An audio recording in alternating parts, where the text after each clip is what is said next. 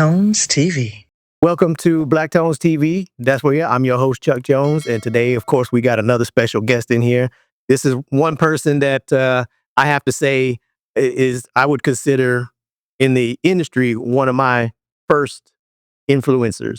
You know what I mean? Because when I first got here, I remember me. I had my little four-track digital mixer, and then like when I ran into you, like as far as the industry, you leveled me up. So Nice. so I want to welcome JC Williams to the show. I appreciate that. So So JC, my big question on every show, and the first thing I want to bring up is, who are you and what do you do? wow, who am I and what am I do? I am a black man in America. But I'm JC. I'm a San Antonian, and what do I do? Or more inclined, more to the point is, what's your story? What's my story? What makes you you? Okay. Cool.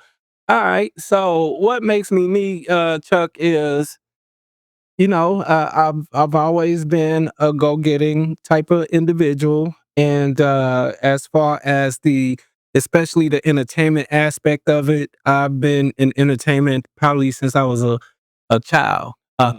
From being put in talent shows in elementary school. Then when I got to junior high school, hip hop was looming, Yeah, just on the on the cusp of it, just coming in. something that the kids did for fun, and if you were good at it, everybody wanted to hear you do it. Yeah.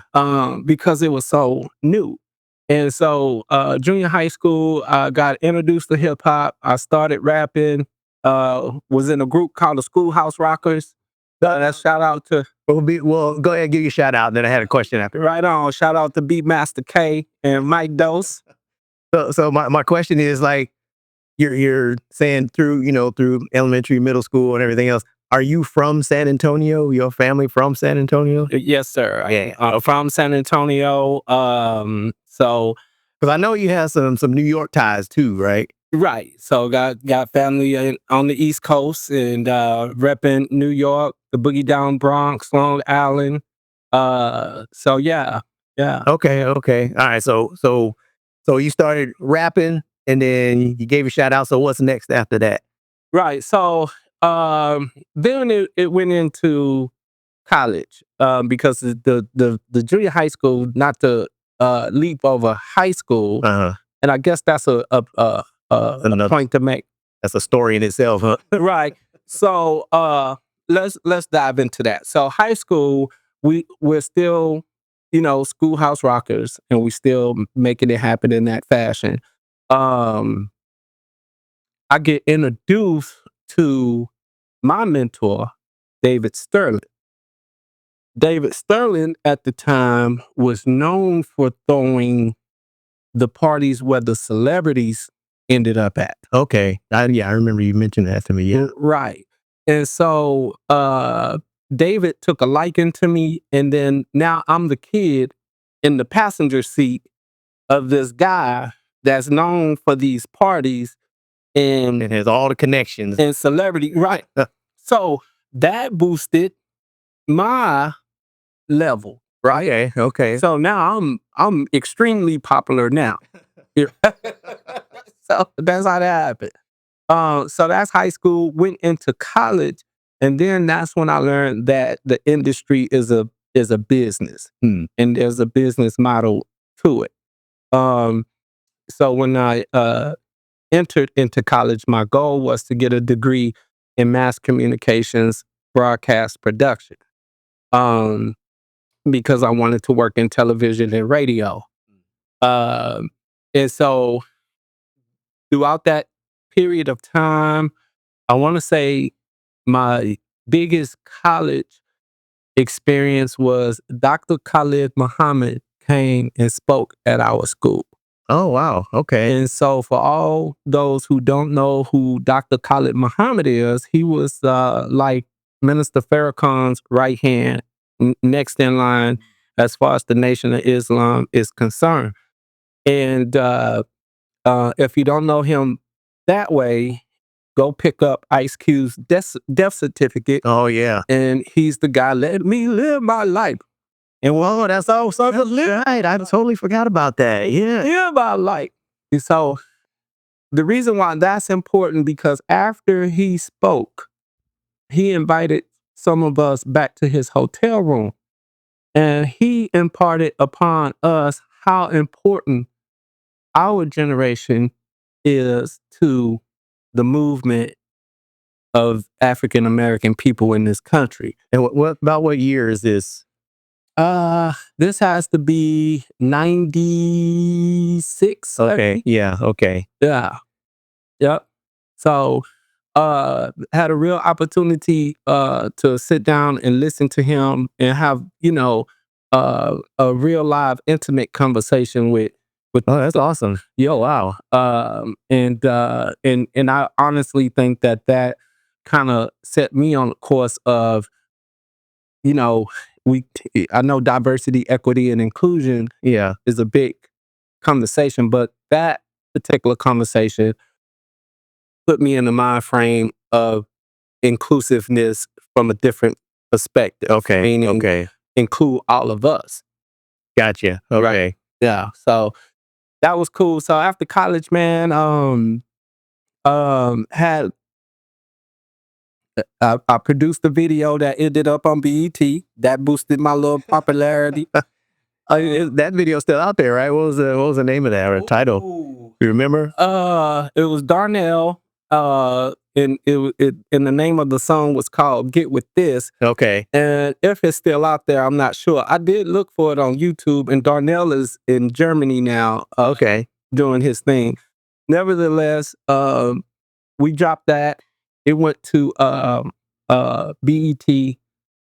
Then one of my Schoolhouse rocker mates, Mike Doze, at this particular point, he's a solo artist. Okay. And we're really putting a team around him, producers around him. Trying to package him up, right? Right. Okay.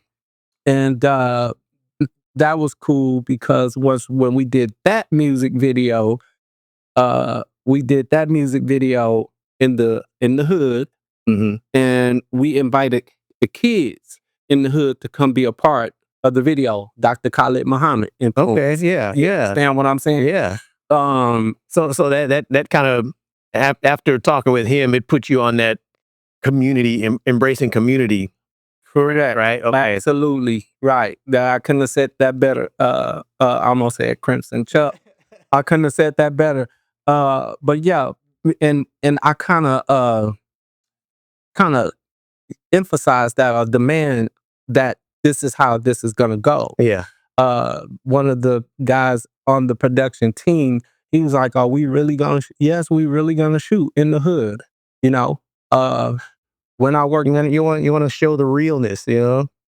Well, going back to the conversation we were having before before we started the interview, Yeah. you want to again show the children that this is possible. Mm. You can touch this, because if it's far off, the children tend to think that this is not. It's not attainable, and why would I even try? Exactly. So I demanded that we shoot that video in the hood. So when you watch the video and you see the children in that, those children was literally like, "Hey, we shooting a video. Y'all Come on over." Yeah, someone rolled their bikes up. That was cool, man. I'm gonna have to try to search for that video. Yeah, Definitely. absolutely. Now I got that one. So that's college. Mike Dose did some television, worked in radio. It rolling with the theme of just being who I am. Yeah. When I worked at the radio station, I would take the station van. Which station was that? Was that here in San Antonio? Yes. KTFM Wow 102.7.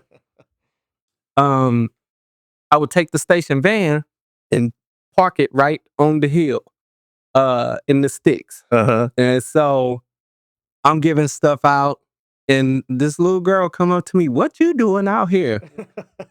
Being that I'm from that area. Yeah. I'm from here. I kind of said it in a way where she understood. This grown man talking to you a little bit like I'm from here. Anyway, Like, okay. but that's who I am. I've had arguments about, being somebody that's for us in you know, So, out of all your experiences, like growing up here and getting into the industry and business, is there any aspect of what you've done that really stands out to you that you would say, I'm proud of that and it made a difference in my community at least? yeah. So I was I'm sure like you're proud of a lot of stuff you've done because I've known you for a long time, and for those who heard him say Crimson, that lets you know how long I've known this man. So, if you know, you know. So if you know, indeed. Uh, so the we used to do, not we, but I produced a segment on radio called the Local Limelight. mm, And this is coming from that energy from the community at large, because I didn't make it exclusive to artists from my community. yeah, I made it exclusive for the San Antonio community, okay, right? yeah, Um, and so we did the Local Limelight that gave artists from San Antonio opportunity to come to the radio, do an interview, get their music heard, so on and so forth. And I'm really proud of that because that came from listening to the artists saying that they don't yeah, have support from radio yeah. here in San And, Antonio. and I've now that you mentioned that, I mean, just since I've been here, back and forth going places, it seems like that's a recurring thing. There's really every once in a while, like you said, Limelight would come up and help an artist out, and then it'll go down, and then something else will come along. So like from my point of view, that was kind of one of the original, you know, outlets that artists had. Yeah. And I think people start forgetting that. So once that kind of went away, there was nothing there. So something Right. else had to pop up. And then, things keep going. And then, I run into you and Scotty, and we did SA Urban and all that stuff. So it just kind of it's cyclic, it seems like. Right. But Yeah. but you were one of the originals. Stay with. I appreciate that. Thank you. So yeah, I'm super proud of that, Chuck.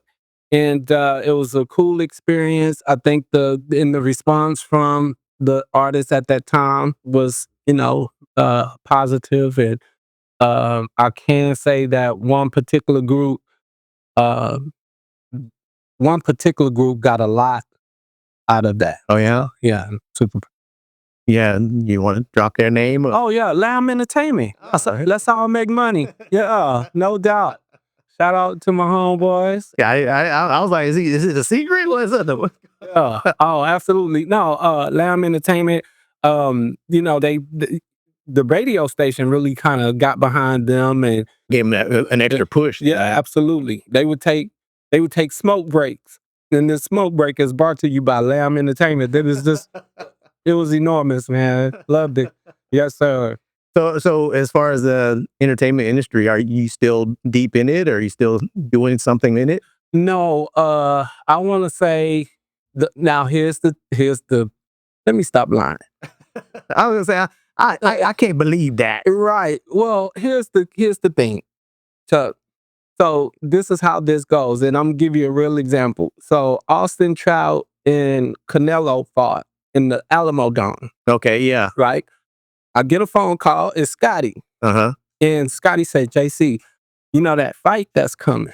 Yeah, it's Canelo and Austin Trout. He said, well, some people that's associated with that need some help finding a place to throw an after party. Oh, okay. Okay. And Yeah. this is my life, right? It start there. Anyway, so okay, well, give them my number. I think I can help them out. Yeah.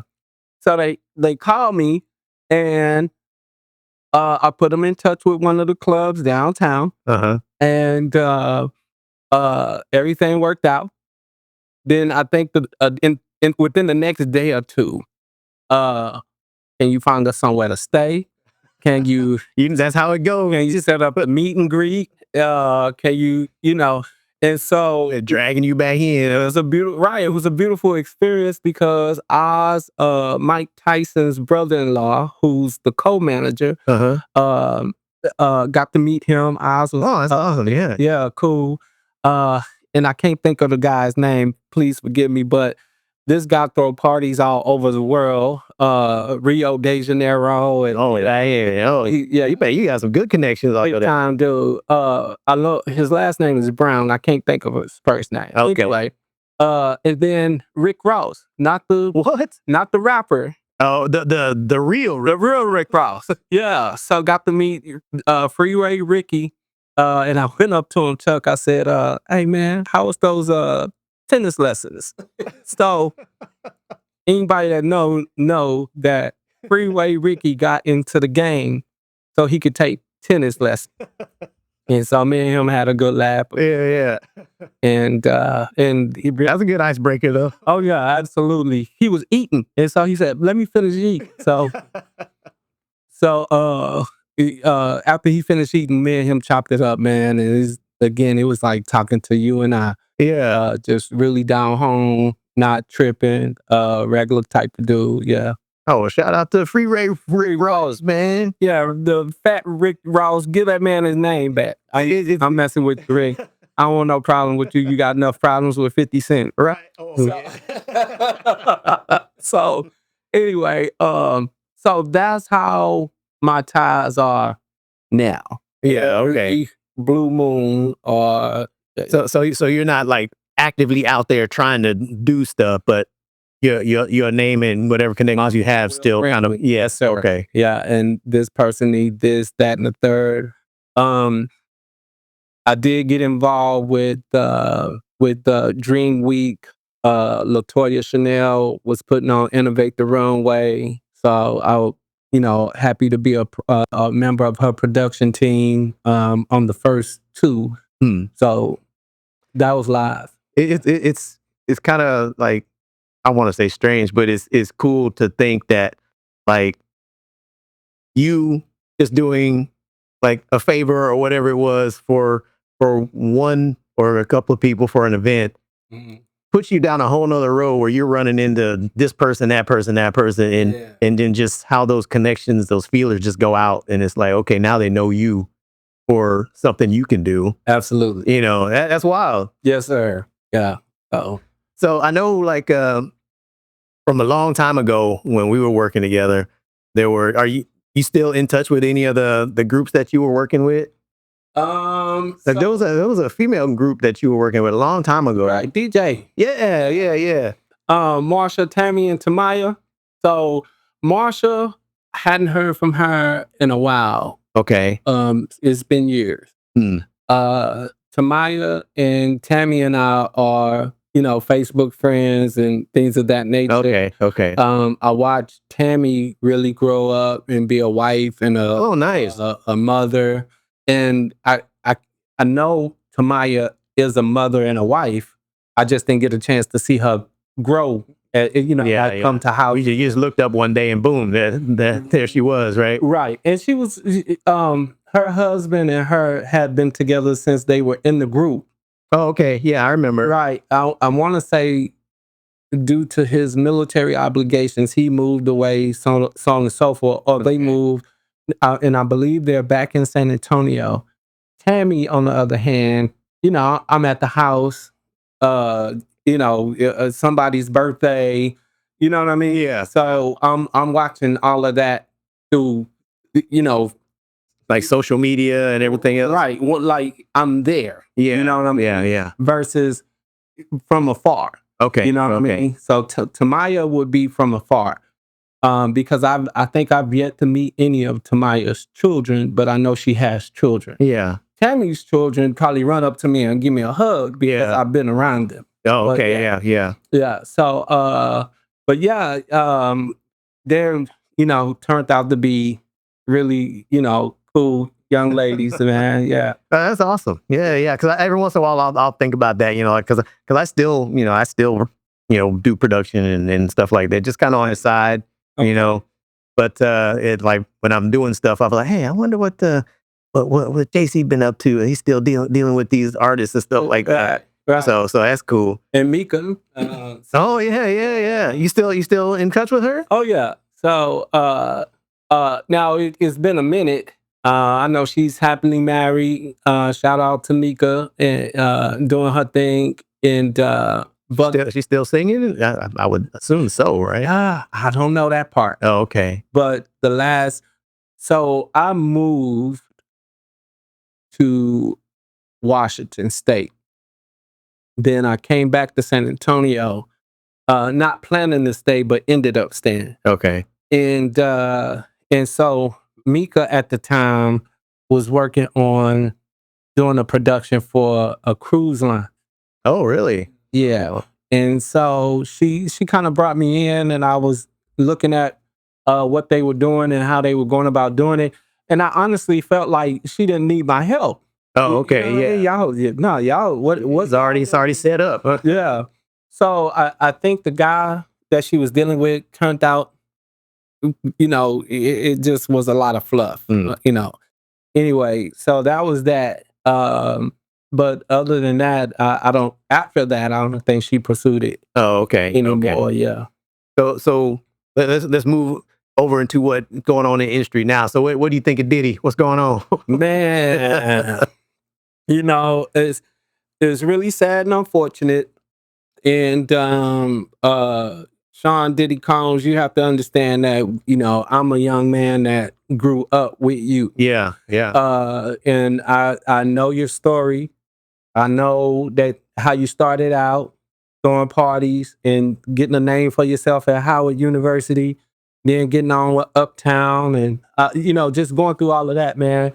Now the tragedy is, here it is, a young black man from the ghetto, from Yeah. Harlem, Yeah.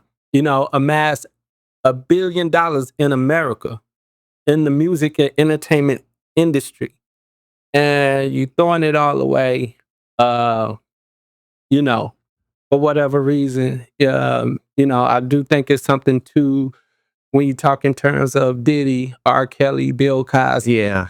that the the black man is always put out front for his sexual. Yeah. I never thought of it that way. Yeah, you're right.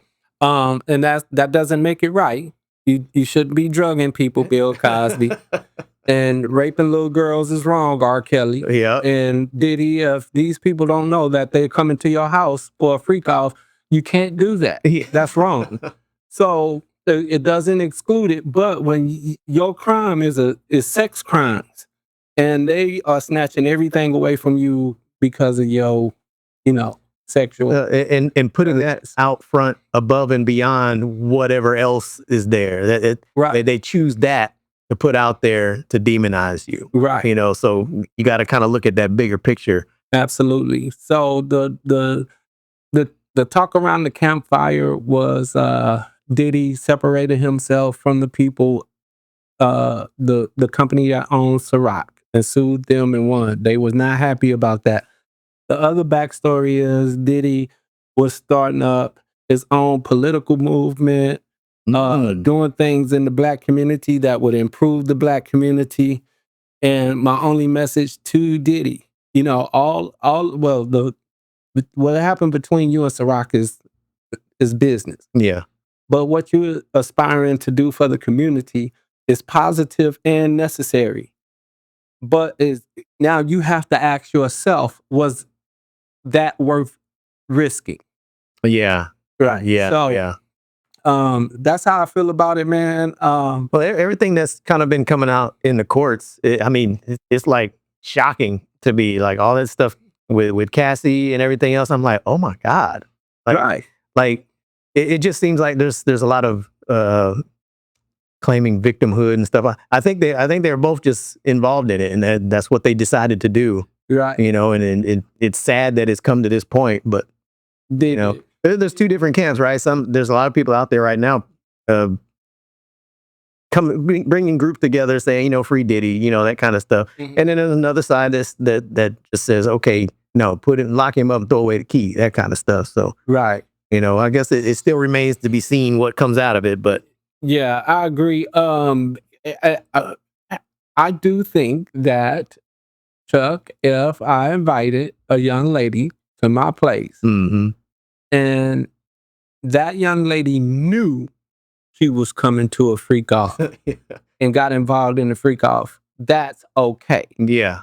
But the tone of what I'm understanding is you get there, you have no idea what's going on. Mhm. Next thing you know, you feeling a little woozy and start seeing people having sex in different parts of the. Now, whether that's true or not, I don't know. Yeah. What I'm saying is if it's true, then that's what's wrong. I do believe, I'm an adult man. I do believe that, if you're a sexual person, you've done some freaky stuff. Mhm. You understand what I'm saying? Yeah. Some people, and especially if you've gotten to the level of wealth that someone like that has. yeah. Oh, or as broke as me. I mean, I'm just, I'm just Well, I'm just saying, like at that level, it's like nothing is off limits. off limits. Yeah, the world is your oyster. Yeah. Right. And so it becomes criminal when the people are unaware. Yeah. That this is what's taking place, and now you doping them up with ketamine or whatever it is you doping them up with, and they have no control. You got all the power and the control now. So, and you take advantage of that, and that's why you're, in the predicament you find yourself in. Yeah. And being who he is, and like I said, at that level, you gotta assume that there's people gunning for you. Right. You know what I mean? So it's just one small slip and you're done. So I think that's probably what happened. Somebody said, okay, you know what, I'm done with you. You know what I mean? And said something.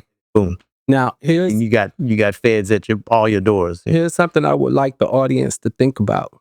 Okay. So the president of the United States had a sexual encounter with a porn star. Hmm.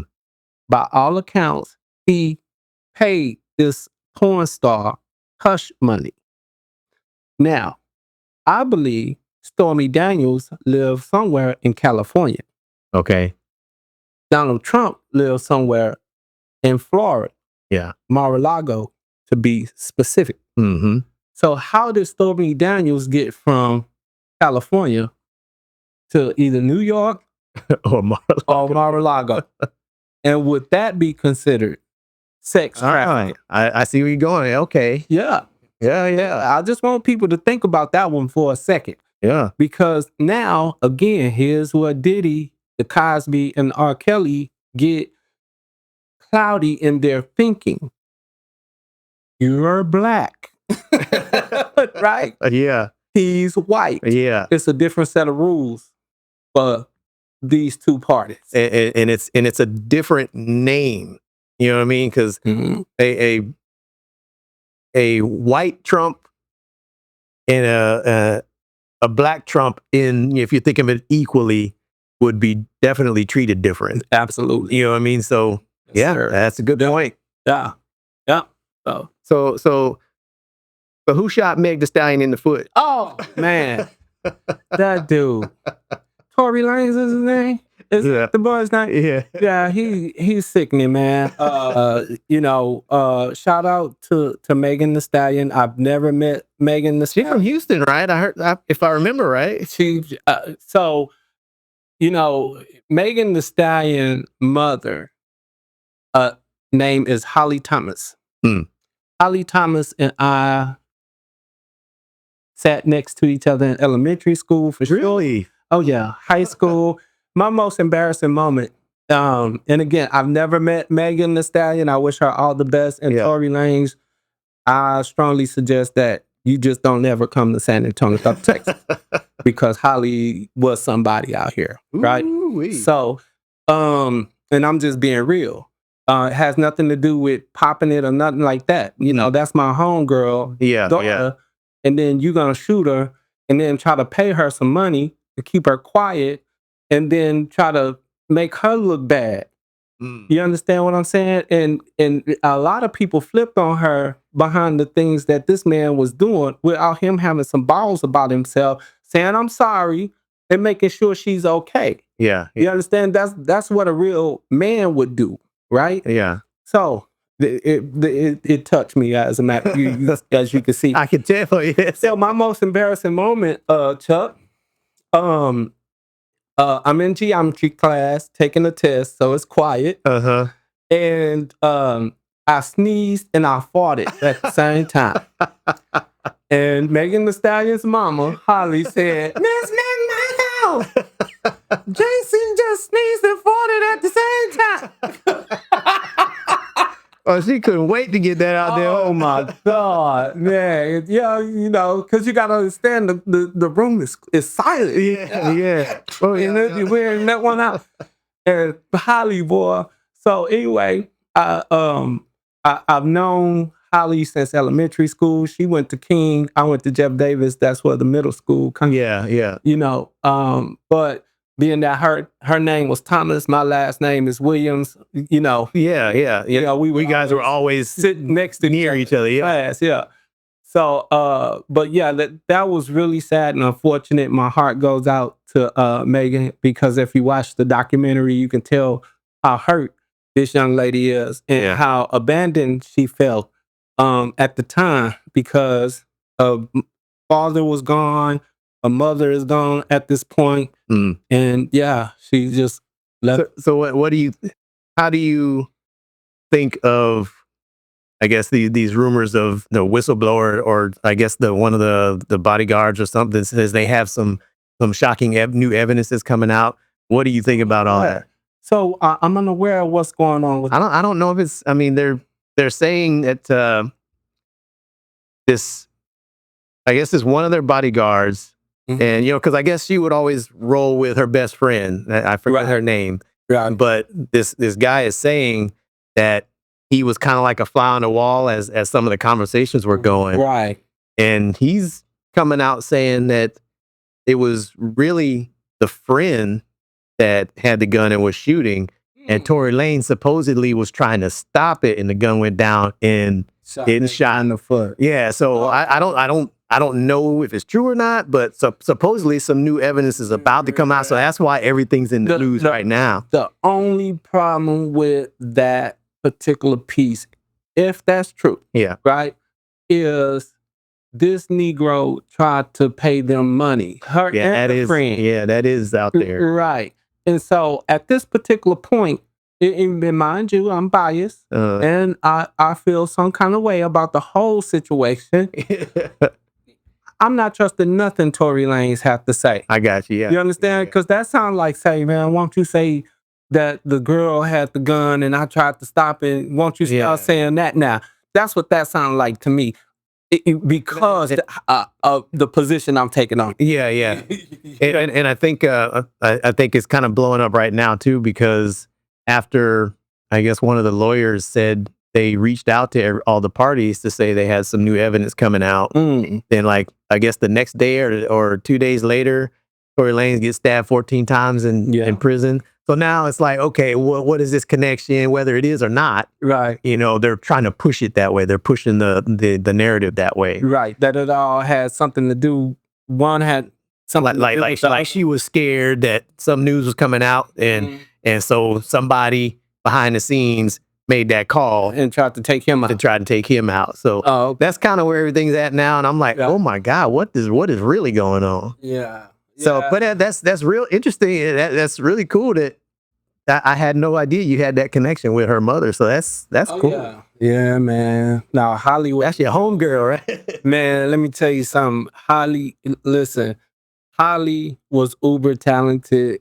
And, you know, once upon a time, Janet Jackson had a song called Pleasure Principle. Yeah.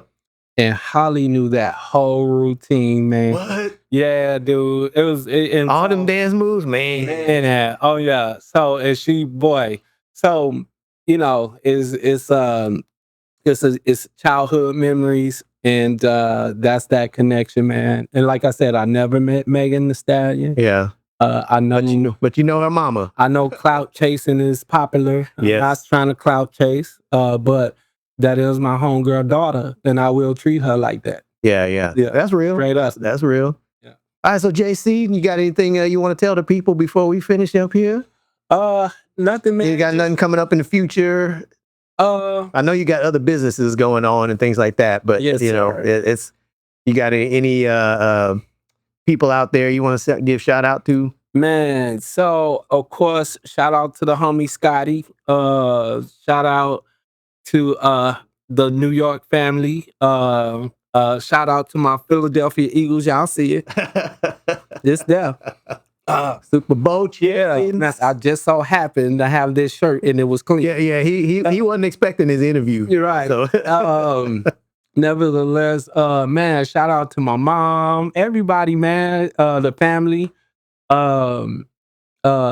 And just the last thing I would say to the audience, man, be good at it. You know what I'm saying? yeah. Straight up, and stay away from the freak off. All get into this still understand what you get insert. I got a question. Is this a freak off? and look around for baby oil. I'll tell you how. Oh my God. Hey man, I saw the documentary. I'm gonna let it go right here. I saw the documentary, and so in the documentary, apparently the assistant is texting another assistant to make sure that the baby oil is there and Astroglide is there. Oh, Right? So I called one of my homeboys. I said, "Say man, what's Astroglide?" I did not know.